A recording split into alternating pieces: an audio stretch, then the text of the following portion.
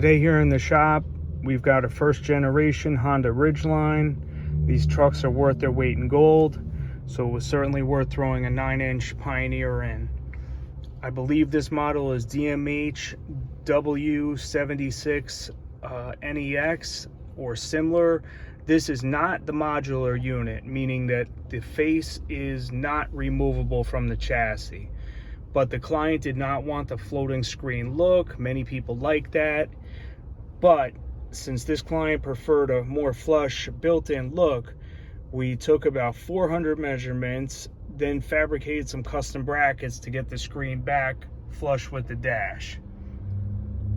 And by the grace of God, the opening was almost identical to the radio, so it came out really well. We were able to preserve the factory pocket, the factory hazard switch. When the project was sold, I was fairly certain we were fiberglassing a new dash. This is all one piece. Would have been fun, but time consuming. Instead, we fabbed up 2 brackets and pulled it off. This is an Apple CarPlay unit, both wired and wireless.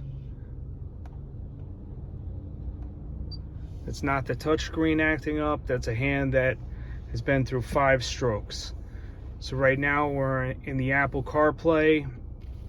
I've got my store's iPhone plugged in, so there's not a ton of apps, but there's enough to show you with Apple CarPlay all the cool stuff you can access. We don't have a lot of apps set up in here. I'm missing Waze and I'm missing Google Maps, so these are just the basics. There's a lot more apps you can load up, which make driving a lot more fun. So again, this is the Pioneer 9-inch hard-mounted unit flushed into a first-gen Honda Ridgeline. Steering wheel controls are retained.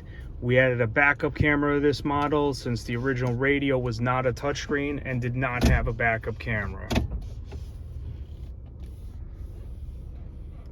This is not a high-def camera. We do offer high-def cameras.